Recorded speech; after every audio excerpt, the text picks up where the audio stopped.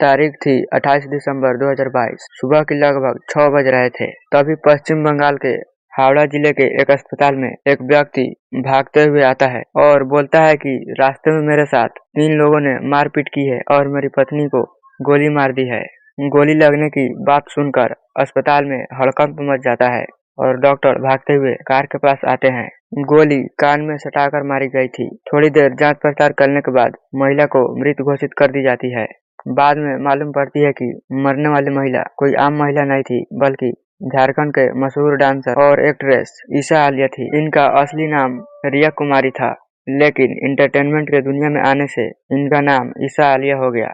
जो कि मामला काफी हाई प्रोफाइल लग रही थी, तो पश्चिम बंगाल की पुलिस तुरंत ही हरकत में आती है और मामले की खोजबीन शुरू करती है। शुरुआत में कुछ ऐसे क्लू मिलते हैं जिससे केस का पूरा मुखड़ा ही बदल जाता है, लेकिन जैसे जैसे जांच आगे बढ़ती है तो आगे कई हिला देने वाले खुलासे सामने आते हैं। पुलिस वालों को पहले जो कहानी सुनाई गई थी, हकीकत उससे काफी अलग थी। तो आखिर रिया कुमारी उर्फ ईशा आलिया की मर्डर किसने की और आखिर अभी तक इस केस में क्या हुआ है, चलिए जानते हैं इस वीडियो में डिटेल से।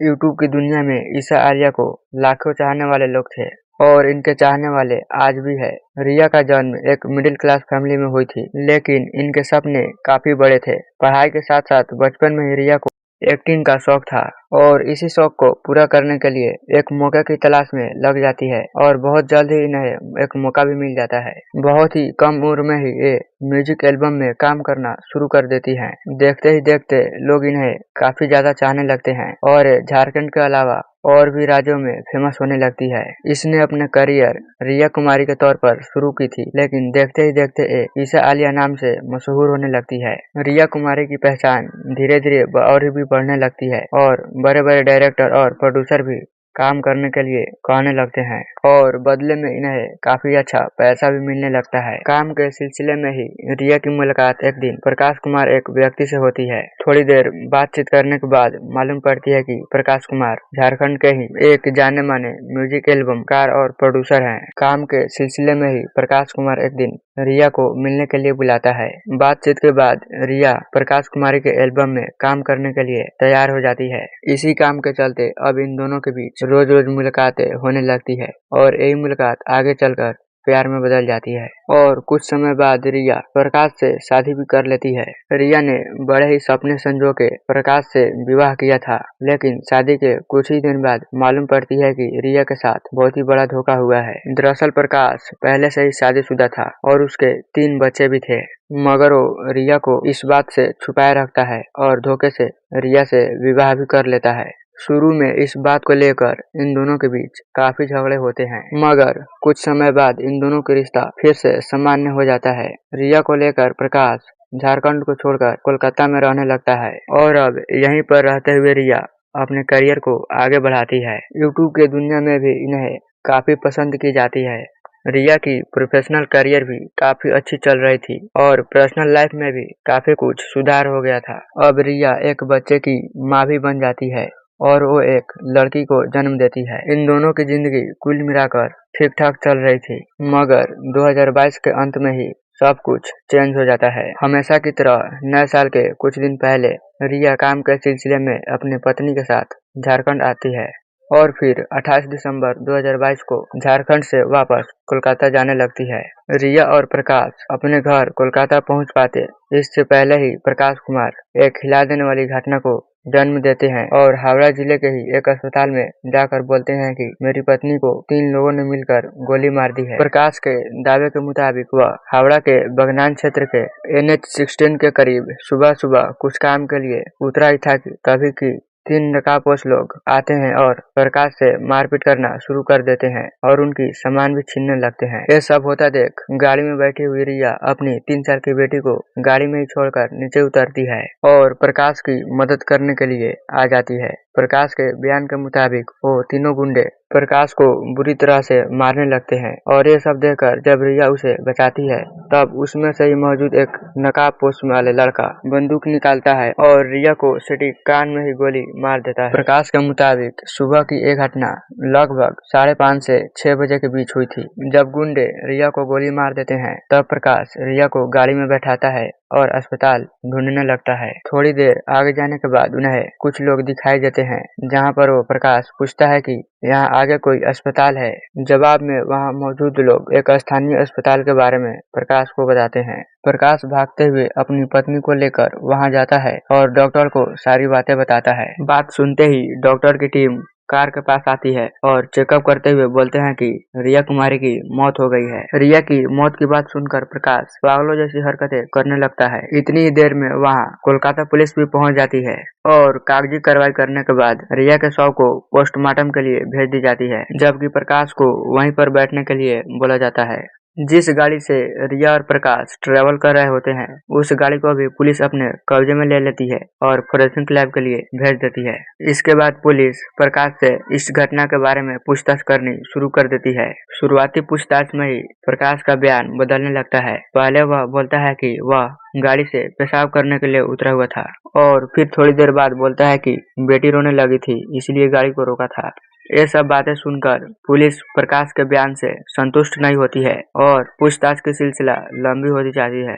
पूछताछ में प्रकाश बोलता है कि जैसे ही वह गाड़ी से उतरा, तैसे ही वहां 3 लोग आए और उससे मारपीट करनी शुरू कर दी। जब वो तीनों प्रकाश को मारने लगते हैं, तब बीच बचाव करने के लिए रिया आती है। तभी उसमें से एक आदमी गन निकालता है और रिया के कान में सटाकर गोली मार देता है। पुलिस को इस बयान पर बिल्कुल भी भरोसा नहीं होती है, क्योंकि प्रकाश के शरीर पर एक भी चोट के निशान नहीं थे। ऐसा कैसे हो सकता है कि एक तरफ उसकी पत्नी को गोली मार दे और दूसरी तरफ इसे जरा सा भी खरोच भी न आए। प्रकाश ने दावा की थी कि NH-16 के महेश रेखा ब्रिज के पास अपनी कार रोकी थी। पुलिस इस पर भी सवाल करती है कि वहां पर तो कोई भी पार्किंग की जगह नहीं है, तो तुम वह कार कैसे रोक सकते हो। प्रकाश ने दावा किया था कि उस पर 3 लोग ने हमले किए थे। जब पुलिस ने इस पुष्टि के लिए उस शहर में लगे CCTV कैमरा को खंगालना शुरू किया, तो कोई भी ऐसी गाड़ी नहीं मिली जो प्रकाश की गाड़ी को पीछा कर रही थी। इतनी पूछताछ करने के बाद पुलिस के लिए प्रकाश खुद ही शक के दायरे में चला आता है।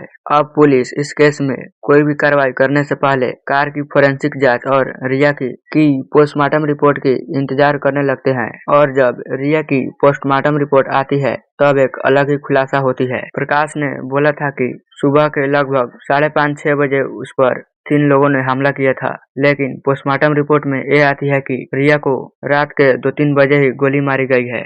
और जब कार से जुड़ी भी इंफॉर्मेशन आती है, तब पुलिस का शक यकीन में बदल जाता है कि प्रकाश ने ही इस खून को अंजाम दिया है।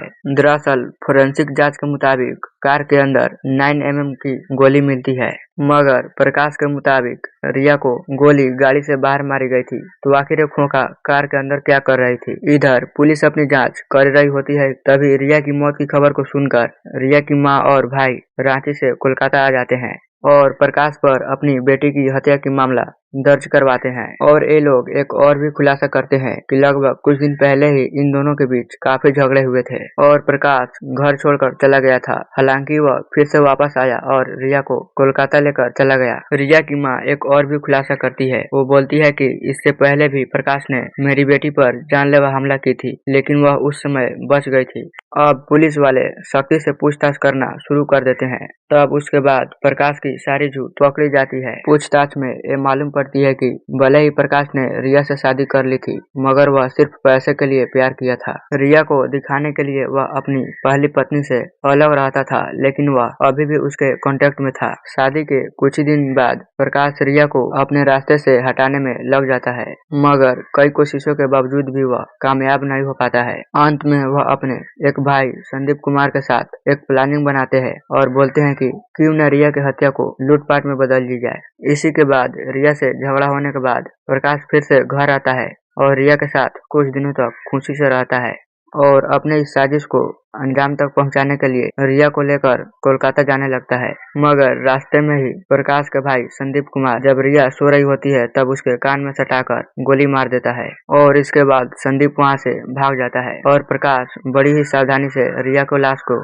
गाड़ी में रखकर ले जाने लगता है और फिर अस्पताल ले जाकर अपनी बनी बनाई कहानी सुनाता है। इस पूरे खुलासे के बाद अगले ही दिन प्रकाश को गिरफ्तार कर ली जाती है। प्रकाश कुमार ने अपने इस हत्या के बारे में संदीप को भी शामिल किया था, इसलिए अब पुलिस संदीप को भी ढूंढने लगती है और फाइनली 31 दिसंबर 2022 को संदीप को भी गिरफ्तार कर ली जाती है। अब पुलिस रिया के 2 कातिलों को गिरफ्तार कर चुकी थी। रिया के घर वालों ने इस मामले में प्रकाश के पहली पत्नी का भी जिक्र किया था। जांच में सामने आती है कि प्रकाश और संदीप को प्रकाश के पहली पत्नी के द्वारा ही कांटेक्ट की गए आदमी ने पिस्तौल दिलाई थी और उस तीसरे व्यक्ति का नाम भी संदीप ही होता है। अब पुलिस कई हफ्ते तक उसकी तलाश करती है मगर कहीं भी उसका आता पता नहीं लगता है और फाइनली कुछ हफ्तों तक तलाश करने के बाद संदीप को बिहार की राजधानी पटना में ही गिरफ्तार कर ली जाती है। अब पुलिस के पास तीनों ही मुजरिम मौजूद थे मगर पुलिस अभी भी इस हत्या के वास्तविक कारणों की पता नहीं लगा पाई थी। पहले तो दावा किया जाता था कि प्रकाश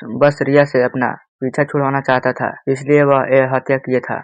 मगर आगे की जांच में एक खुलासा होती है कि वास्तव में प्रकाश लाखों के कर्ज में डूबा हुआ था और उसका पिछला कुछ फिल्मी प्रोजेक्ट फ्लॉप हो चुका था, इसलिए वह इस कर्ज को नहीं चुका पाया था। इसलिए वह सोचता है कि अगर रिया की एक्सीडेंटल डेथ हो जाए तो इंश्योरेंस का सारा पैसा उसे मिल जाएगा और वह अपनी जिंदगी मौज करते हुए गुजार सकता है। इसके बाद इस प्लानिंग की डिस्कस प्रकाश अपने भाई संदीप के साथ बोलता है और यह तय किया जाता है कि रिया को रास्ते से हटा दिया जाएगा और फाइनली 28 दिसंबर 2022 को वो लोग रिया की हत्या कर देते हैं। जब रिया की हत्या की गई थी उस समय कार में रिया की 3 साल की बेटी भी मौजूद थी और जब रिया को गोली मारी गई थी तब बच्ची भी सो रही थी, इसलिए यह पुलिस को ज्यादा कुछ नहीं बता पाती है। फिलहाल इस केस की बात करें तो तीनों अपराधी जेल की हवा खा रहे हैं और पूरा मामला अभी कोर्ट में ही है, जहां पर पूरी सुनवाई के बाद अभी सजा की ऐलान करनी बाकी है। अब अदालत तय करेगी कि रिया की हत्यारों को क्या सजा दी जाए, लेकिन आपके अंतर्गत इन तीनों हत्यारों को